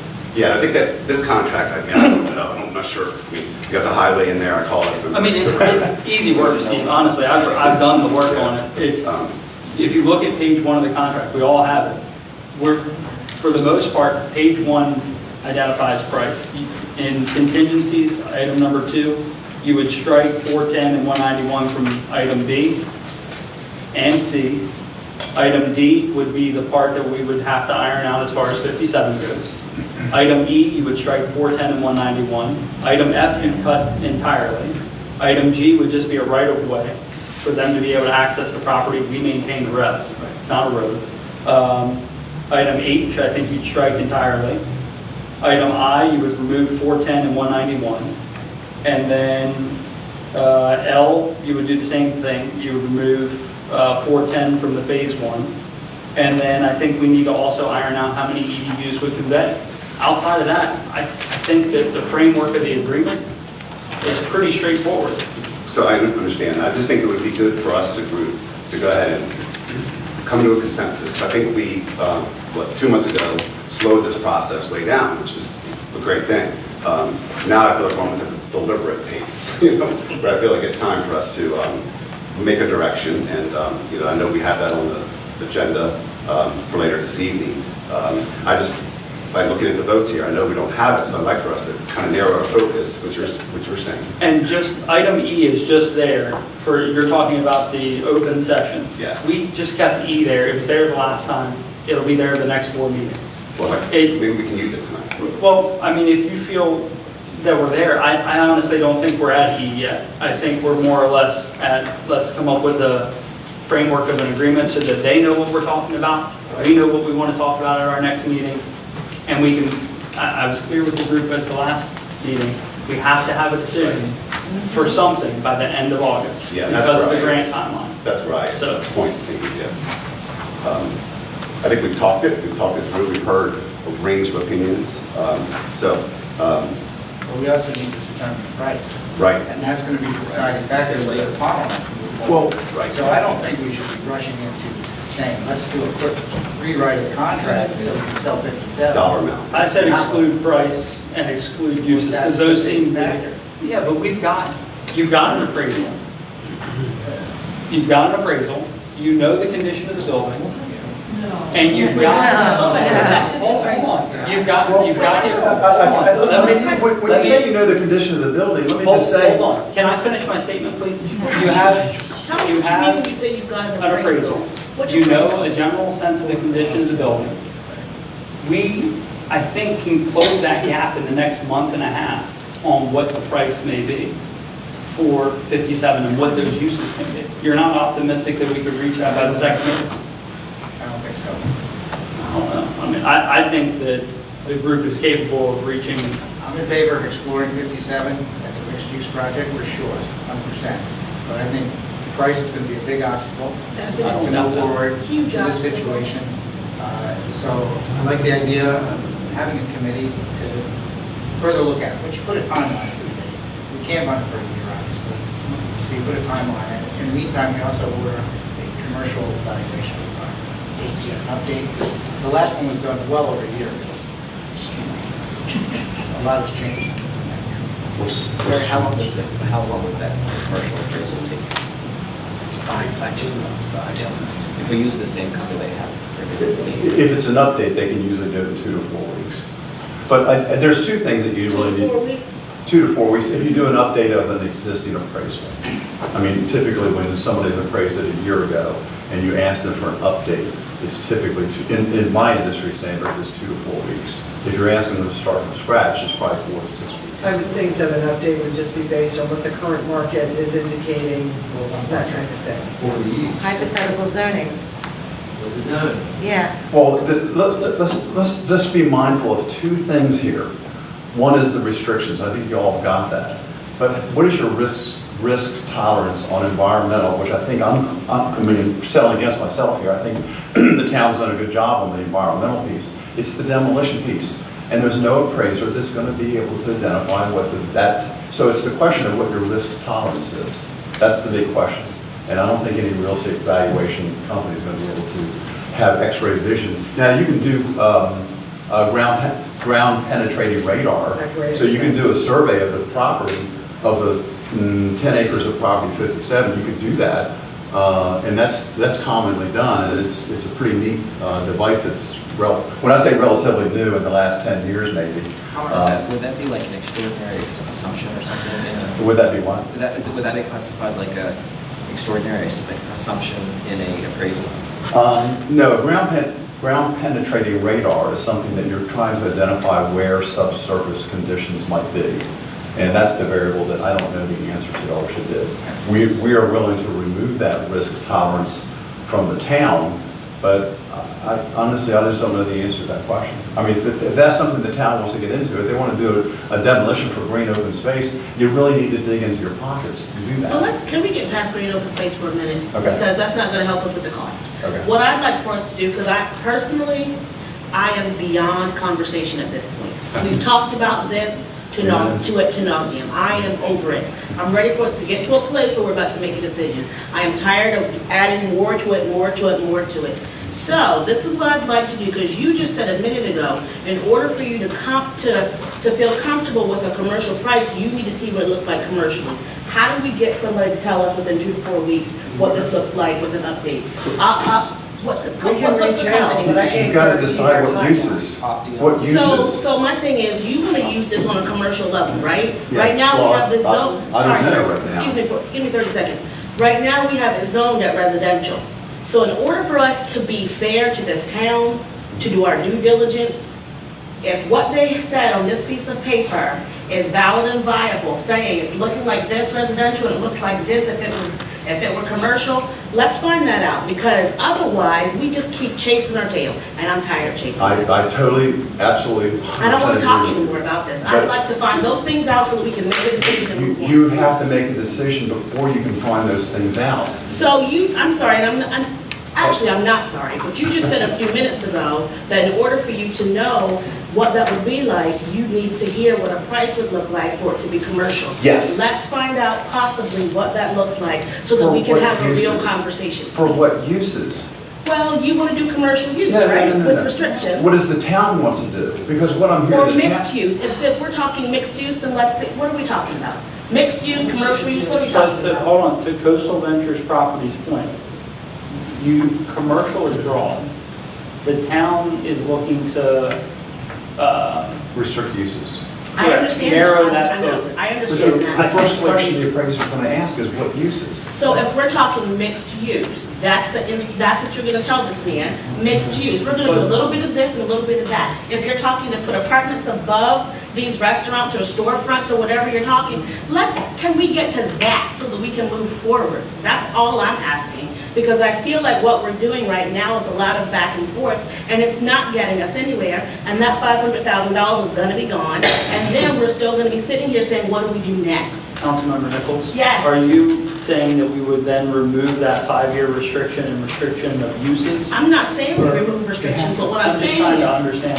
what I'm saying is, if cost is what we're concerned about, if cost is what's gonna drive this right now, if cost is what it is, then we need to make a I think we have 2 definite at points. the I think moment. it's cost, and I think it's what those intended uses are. I think So those are the 2 can we solve outlined. that today, what Yeah, the go ahead. intended uses are? I'm Yeah. asking, let's make a decision right now, no more talking about it, Right. let's decide. What are are we your doing? thoughts? Well, initially, when I thought about Heron Park in its whatever, I thought truly that this place should have been a mixed use, but I also thought that it shouldn't have been, I thought it should have been a smaller town, not a townhouse community, but I thought there should have been more of a cottage houses there, kind of like a pocket. On excuse me? 57?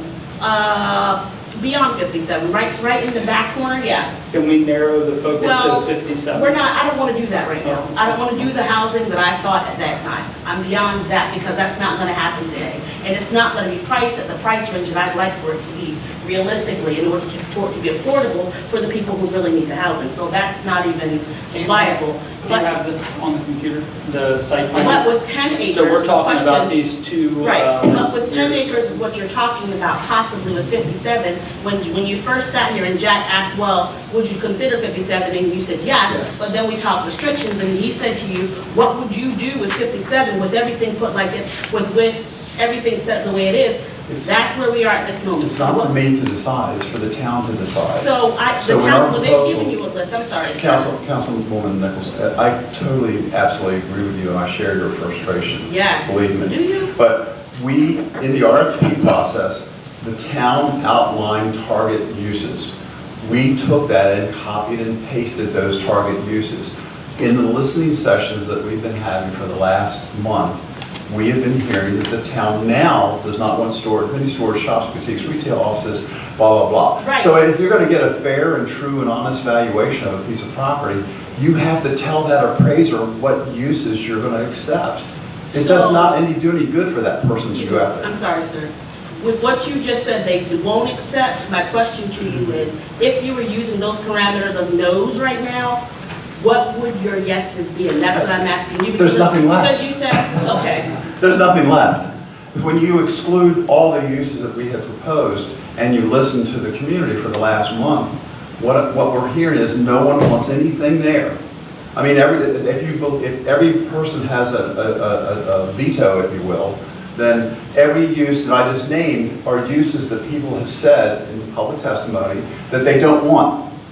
So when you're trying to value a piece of property, you have to understand, when you say commercial zoning, it includes all those uses, except residential. Can I just throw this out here too, in the interest, I think I'm going to piggyback on Councilor Nichols. When this Opti 1 thing was done, they just did B2. They didn't know if it was going to be a swimming pool or a boutique.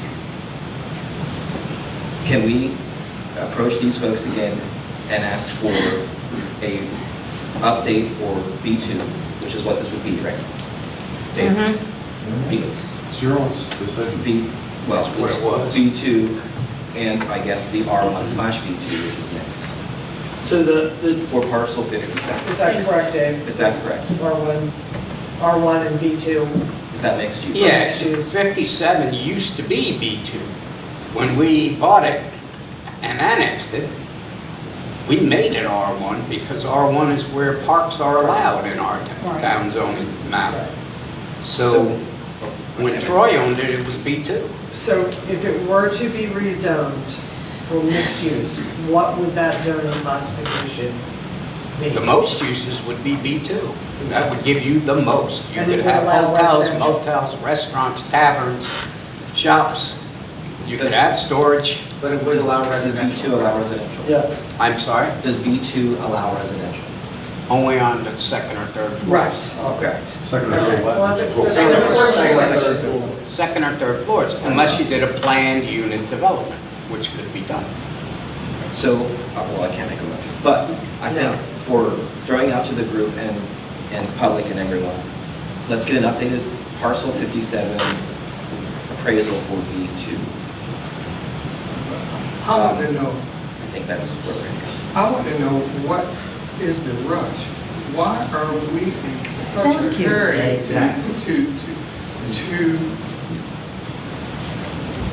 to do something with Heron Park? Really?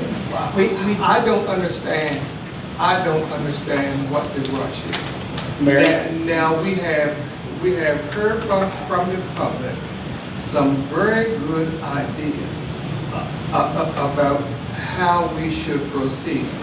What is wrong with the town of Berlin itself utilizing the demolition grant to demolish all we can? And the Department of Housing likes to complete projects. This is correct.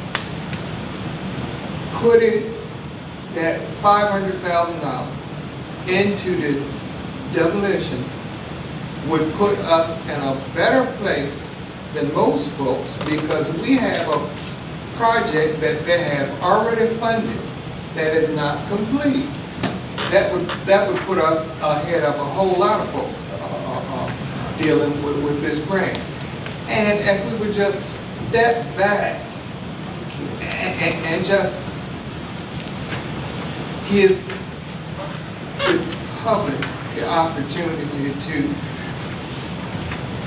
to have documented input into what goes there, we would be answering your questions about What's left?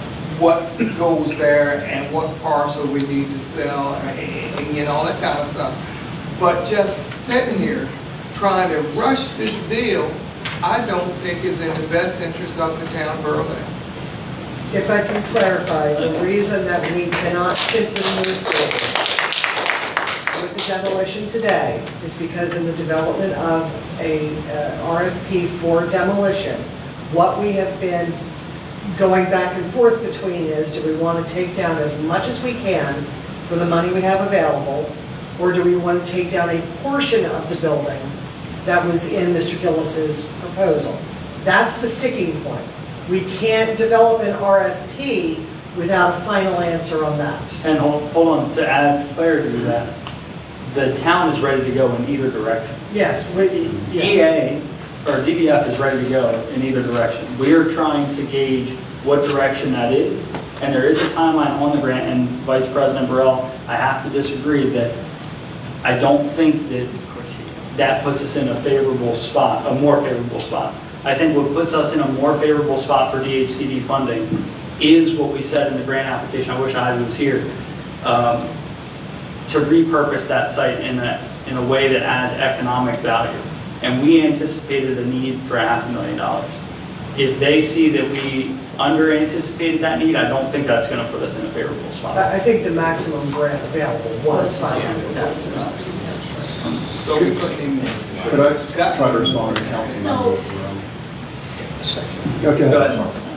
So talking to my colleagues here, Steve, you took the temperature a few minutes ago, right? Or you were reading, at least trying to.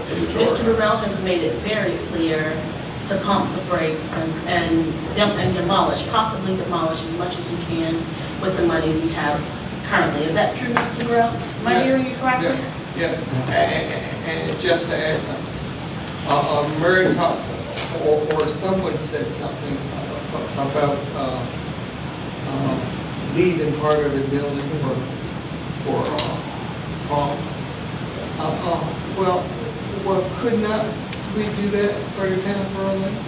Certainly, but my only point there is that the specs then become very different. Yes. The difference between taking out the center of the building and leaving it structurally sound for the rest, or the difference of just going at it and demolishing. That's the big difference in writing the specs. And I'm not an engineer by any means. You had more experts that you hired in this negotiating process, and that was EA Associates and DBF.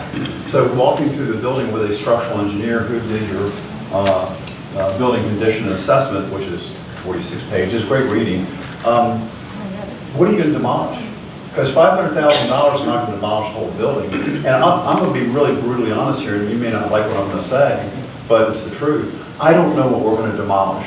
And I won't know until I get on the site and into the structure of the building. Because I see opportunity. I mean, I'm not trying to say I'm an artist, but as an expert in this field, having done this many, many times, please look at our website. It's got great 30-some projects we've done. I mean, videos, and more videos. What I'm trying to say, I don't know what we're going to demolish today, but what we are going to demolish, we're going to pick up the difference beyond your $500,000 grant. But if you all want to take that risk, that's great. That's great. It's a big choice for you guys to decide. But I will say this: when you say, "What's the hurry?" You got a grant. I need 3, but probably 6 months before I know I can make this property work. And that is a traffic study. I'll try to explain that to you. I can't even do that until the school opens up. I've got to do stormwater management system. I've got to do a new phase in environmental audit. We have to have architectural plans. We have to bring it up to planning and zoning. We have $50,000 to $100,000 worth of expense going forward, which is fine. That's what we do as a developer going forward, just to be able to prove that we can do that. That's why you have those in that draft contract. That's why you have all that in there. So we have a lot of homework to do, just so when people say the process is over, it's just beginning for me, because that's the investment that we have to make. So when you say, what's the rush? I'm not in a rush. And I don't want to be arrogant here, but if you all decide to keep it and do what you want to do with it, that's fine with me. We came to the town of Berlin, using our experience repurposing buildings to do something great for the town of Berlin and create jobs and create income-producing property for the town with tax revenue. That's what we came here for. We are experts in repurposing buildings. We want to save landfill from saving some of the buildings and repurposing them. We came here to unify the town, not divide the town. And our goals here are failing at this point. Our goals are failing because we're turning this town into some divisiveness. And that was never our intention. We thought we had a great idea. We proposed that 2 years ago, a year ago in our RFP. That's what we're here to do. And right now, we're not achieving any of those goals. But we had 3 to 6 months and probably $100,000 to get to the point where I know I can even do this job. Shamika, would you finish your thoughts? Yes, so my thought was, when feeling the temperature of the room, I'm gonna tell you my temperature is this. And after this, I have no more comments tonight. When this was proposed, when there were the two options, at the time, this seemed like the better of the two. The lesser of the two evils, for lack of a better term. Right.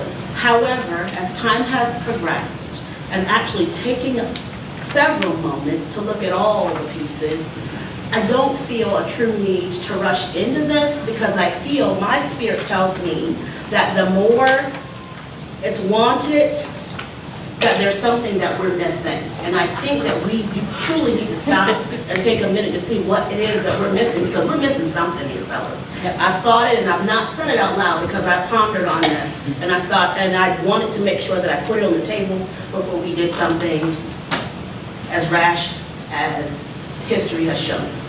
I think the only reason why I've entertained us to this point is because, as Steve stated, if we use the $500,000 right now, it's gonna look like who did it and what for. We won't be able to take the entire building down. If there was a way that we could do that ourselves and not involve anybody else until we made a better decision for the entire town of Berlin, then I would have said months ago, or put the offer on the table to let this be done. Thank you, we appreciate the opportunity, and move forward. And I still say that today. If there is a way that we could figure out how to demolish this building without the assistance of someone else at the moment, then that's the route that I think we should go down. I don't want to see that building sitting there with 1/3 of it gone and 2/3 of it standing and falling apart on a daily basis. That's great. You're absolutely right on with that, because I mean, you don't know, I don't know what's going to remain. But I will say this, and I want to make sure it's clear, that on the Natelli proposal, they're talking about an absolute demolition of all the sites. So when I'm sitting here talking about 57 and your $500,000 grant in our budget of up to $500,000, to make the site development ready for the Natelli proposal, you have to take down all the buildings, and that includes the live hall sheds that were over on 410, some of the other structural buildings that were over on 190. Well, that wasn't something that I was ever going to agree on anyway. So Okay, that was all right. Well, that was the housing one. That's Okay. null and void. But what I'm saying is, when the two came up, the reason that I got to the place where we are, where I thought this was good, was because that one was not too hard. Okay, as Vice President Burrell said, we are 40 minutes over our work session time.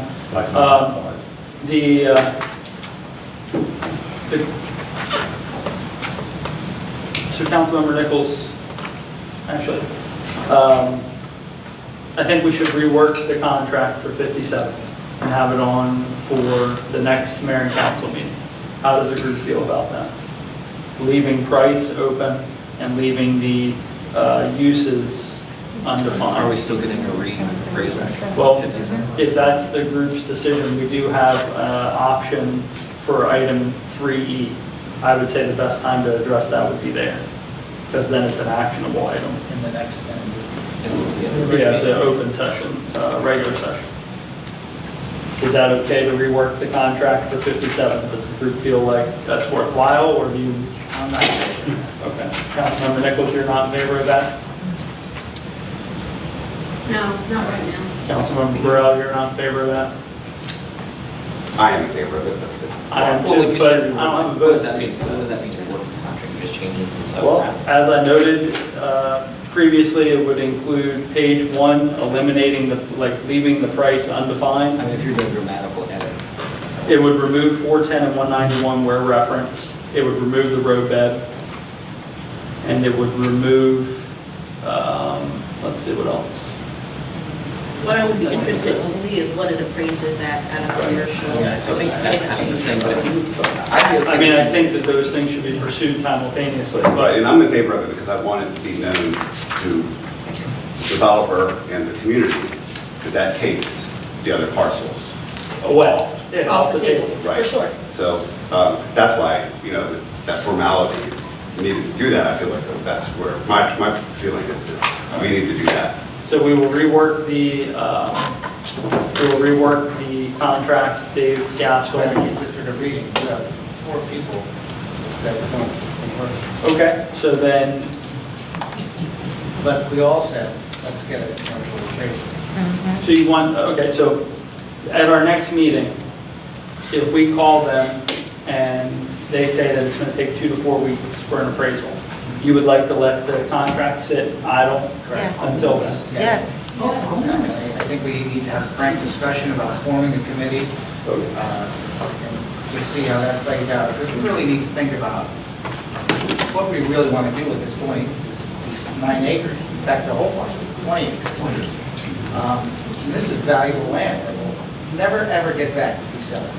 So we have 4 weeks to decide, right? If we say that that's the timeline that we think we need. Until we speak to the appraiser, we don't really know. But It depends on how I think busy we they should are. move forward with an RFP to see about the demolition. To knock it all down. I want to find out how much. That's gonna it be, will that's cost. gonna be expensive. Has anyone looked at the building? It's not that bad. Oh, Well, hold on. I So, was Mary- just there. Well, one moment. The Building? RFP Have you to gone inside? develop the Yes. scope of work, hold on, everybody. The RFP to develop the scope of work for demoing the building. We've gotten, what is it, $40,000 is what we've associated with the cost with Yes. DBF. Yes. So once that RFP is shaped, it would be another X amount of dollars to rework that RFP. So you want an RFP for demoing the entire building shaped currently. Yes. That's why. I'd also like to point out, just real quick, that regardless of what happens, although it sounds like the medium option's out, we still have 52, which still has stuff on it, which this demo grant can be used for. So I think that we also should kind of say, or think to ourselves, that we're keeping 52 regardless of this. We're keeping the ponds. Yeah, we're keeping the ponds regardless. This grant is for the whole property. So we still have stuff there. We have pipes, concrete. Yes. Yeah. We have a building on the water, I think, that if it's still standing, I think it's termites holding hands. But Those drainage things. those that- need to, oh, those yeah. are demo, and However, that is not what we've asked the engineers to look at thus far. Well, too bad. So that will require them to start over. In order to prepare plans and specifications, and I'm not, again, I'm just trying to be honest here, because, when you say it's wanted, I really don't care if we do this or not. I want to do this. I don't need to do this. This will be, this sounds, again, arrogant fun for me to do. I mean, I enjoy doing this kind of stuff and making something, when somebody says a silk purse out of a sow's ear, that's exactly what Dick Henson said when we completed the Greater Salisbury building that I did. However many years ago, he said, you took a sow's ear to make a silk purse. So I've done it. So that being said, when you create, listen to what Mary's saying, please, because you just can't go get a price on demolition. You have to have plans and specifications. That's going to take a month to get the plans and specifications. It's going to take another month to put it out for bid, and then you have to evaluate the bids. So again, I'm not trying to rush anything. I'm just trying to be truthful here. You have to, I'm going to be quite frank here, our excuse me, return on bids lately has been disappointing. If you can find contractors. Right, we have not gotten a lot of responses, and the responses we have gotten have been for considerably more than what was expected. I don't know that that's going to be the case here. It may not be, but I'm looking at what our recent experience is. Sure. And I'm just mentioning that. Extrapolating. And we've worked the time, I know I've said it, and I'm done after this, but we've worked that timeline back from when the grants need to be, or grant funds need to be expended. We didn't arrive at August arbitrarily. It's way past where we need to be. yes, we So- should have been. Correct. We should be way past this point. So, all right, so is there anything else before we move into our open session? We'll move through the agenda, yes, to get to public comment, but is there anything else from the body to discuss? Okay, up next is any public comment regarding Heron Park. Anybody? Oh, Palmer, Sandy, thank you. I apologize for not thanking you before I moved on. No worries. Thank you. Comments from the public? Just approach with name and we'll... Gina Belong, Intrepid Lane. So thank you. I think we need the new appraisal, absolutely. And also, when's the last time any of you all stepped foot on that property? Today. The building itself? Yeah, I've not been inside. I don't know how you have been inside. Well, because I know how to get in, because all the kids know how to get in. Well, I understand that, but I've been inside. So, and then the outskirts. So the building itself has good bones. And in fact, the report that he mentioned, that's on the town website, literally says it has good bones. Anywhere that there's structurally unsound or questionableness is where water has been allowed to go through the foundation of, and the barriers of the roof. But when you're looking at the main section of that building, even with some compromise, some cracks near the foundation, there has been zero settlement. The thing hasn't been occupied since 2003. Zero settlement, which means the building's sound. There might be crack on the inside, but your bones are good. So that needs to be taken effect. And this whole thing that we got to tear it down and make people happy is ridiculous. I mean, look at these buildings here from the 1800s. Should we be tearing them down too? I mean, the other thing is, I don't want to rush. Thank you guys for putting that in. I think we are undervaluing because exactly like Councilwoman Nichols said, someone wants it really bad, then there's just something you're missing. And I want you guys to slow down. I want to put the brakes. Even if you use the $500,000 demolition demo grant, that can be used somewhere else on that property. It doesn't need to be taken to grade by any means.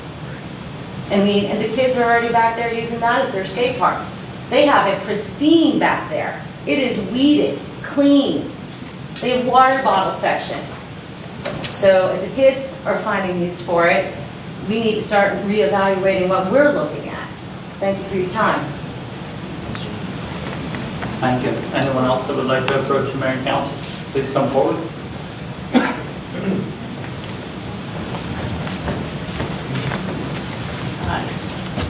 Hi, Connie Pena, Cal Social. I'd like to correct something I said at the last meeting 2 weeks ago. I stated that there could be covenants attached to properties that would give preference to minorities. These would be retail properties. That is wrong, it's discrimination, and it's illegal. I apologize for that, I'm sorry. In the future, I will make sure that I have my facts straight before speaking. Thank you for that. I'd just like to suggest, we're talking about a committee maybe sometime of professionals. I was wondering if that committee could possibly be expanded, maybe like a two-tiered sort of committee where you've got your professionals in the middle and then on the outer ring or something, another tier of townspeople that from all walks of life and income levels, renters, home renters, homeowners, non-building professional, people. I know it sounds like it could be large, and I'm not suggesting that, but I'm just suggesting another way of expanding the committee to bring in more people and also to get information out there positively. That's all. Thank you. Thank you so much. Anyone else that would like to address the mayor and council?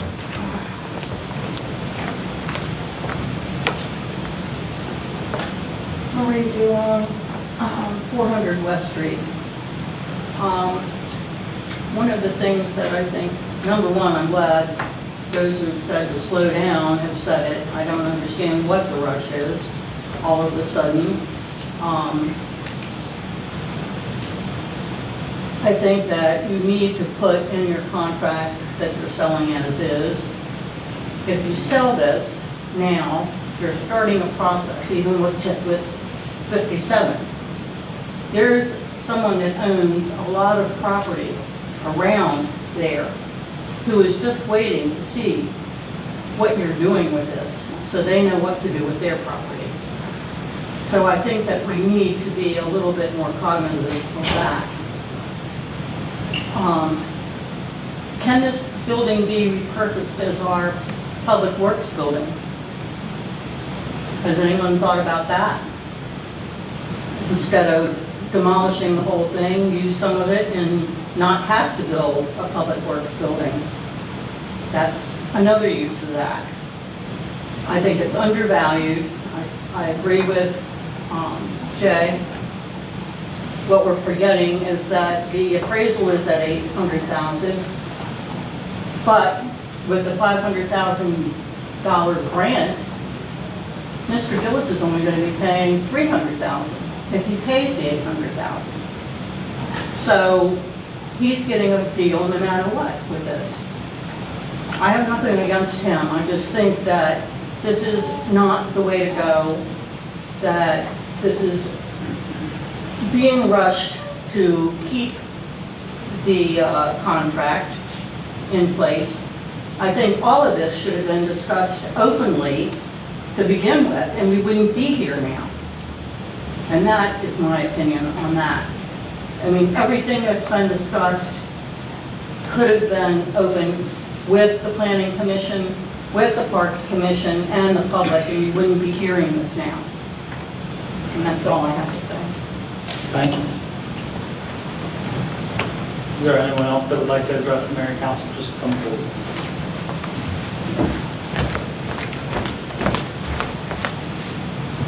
Matt Storer, Cornell Crossing. I just want to talk real fast, really in agreement with everything Councilmember Nicholas said. What are we missing? I think that's a great question, but it also is kind of a risk-reward scenario where I think Palmer could hit a home run here, and Berlin could have a big issue here. So do we want to own that risk by trying to maintain this property and demoing it ourselves and moving forward, or do we want to unload this potential liability nightmare at a potentially good deal for Palmer with a plan in place that we position for a multi-use, mixed-use facility that becomes a tax, a good revenue, a good source of taxes for this town. You know, we've been talking about this weeks and weeks, and it seems like we're going nowhere fast. We're tired of talking about it. And I mean, truthfully, I keep hearing stuff and we're talking in more circles. And I mean, I don't know how Mr. Gillis feels, but at this point, if we're talking about trying to get reassessments of the value and all these other processes, waiting another 2 weeks to get it on the agenda, we're not going to hit our timeline to begin with. And I mean, the timeline's looking grim. And so if that's the real thing, then I mean, I think truthfully, we've killed it. If we want to do all that, I don't see how it's even possible with the timelines that we're getting. So, that's it. Thank you. Anyone else that would like to address the mayor and council? Yes, just come forward, please. Name and as long as it's in reference to Heron Park. My name's Jack Burbage, 7 Main Street, Berlin, commercial. I've heard, and I'll be quick because I know everybody's tired. I've heard this back and forth several times. I've heard a lot of things going on. And I had a similar problem a couple of times with a couple subdivisions I was doing. And the answer that worked very well was a charrette. We did a charrette, we brought all the parties together. Everybody came in, and when we hired somebody that knew how to run a charrette, that really put the pros and the cons. I hear 2 meetings ago we were going to sell 3 parcels, tonight we're going to sell 1. You know, we don't know really what we want. We need to put all the parties together and decide. That can be done fairly quickly. I know you're up against the time clock. We did it in 3 months on one and 4 months on the other. And the plans were drawn, and it was done. It was ready to go to be permitted in that period of time. And I just think it's a valuable piece. I will say that Palmer Gillis is an excellent developer. He'll do a good job at whatever you have him do. I just don't want to see the town make a mistake And I think that we're really split right now among a lot of things. And I've heard a lot of good suggestions tonight as far as putting a committee together. And you need all parties present for this charrette to work. And then you come back with a solution, bring that to the council, and then I think you'll have what you want. But right now, it seems like we're all over the board. And as far as the demolition goes, possibly you could use the demolition to what's bad. Not the whole building, but just what needs to be torn down on the building if you wanted to go that route. But the main thing that I'm concerned in, and you've heard me say many times, is that you do something out there that complements downtown Berlin, not competes with downtown Berlin. Berlin is a small town, we want to keep it that way, and we can't end up with 30 stores out there and 30 stores downtown and expect everybody to make a living. Somebody's going to starve. And I think that's something we've got to be very cognizant of when we go forward with this plan. Thank you. Jack, I have one question. How much do you think a design charrette would cost? Because that's always been our challenge, is handling the costs of those things. I don't know, we could find out. I haven't done one in probably 8 years, and at that time it was 20,000. So you need to add that. But you do a professional to do it. I mean, you do it, somebody knows how to lead one that doesn't let us get in tangents with everybody moving, you know, and we can get one done. Thank you. Thank you. Is there anyone else that would like to address the mayor and council? Just name and the topic that it's in reference to. Yeah, Ed Hammond, South Main Street. There are a million things that I might comment on, but I think I want to just focus on one thing, and that would be sort of the idea of the committee as I envision it. Of course, ultimately, it's up to you guys if it moves forward to put the parameters on that. But kind of in response to the concern about involving, citizens, the committee, as I understand it, would be a committee composed of people with professional qualifications or experience, but its charge is one of public engagement. So they have to go out there and they have to be involved with folks in the community. And part of the terms of reference as I was thinking of them is that they also have to give people a response. If there's support for an idea that the committee ultimately doesn't endorse, they need to provide a reasoned response. And the reason why that charge to be very publicly involved, to meet everywhere, to meet in a round circle, to not sit at a podium, to really engage with people, is to build consensus and to build public support for our plan moving forward. And I think that it's not, not to dwell on how we've gotten here, but maybe it's a process that we could have started earlier, but I think that now we have the opportunity to do. Right now we think, for example, okay, well, what about selling Lot 57 individually in a hurry? Well, earlier in the meeting we discussed that actually maybe we want to drop all of the lot lines and reconsider the configuration of the property. So I think that there are a lot of considerations that the committee could take on board that would be short-circuited if we tried to push through very quickly with the sale of part of the land. And just to say, Ms. Nichols, Mr. Green, I share your frustration. I mean, I don't know if you remember, but I went to a couple of meetings of the committee, but the important distinction I think to make is that we've been going around and around about Heron Park in its development as a park. And we shifted the frame of the discussion when we went to the RFP.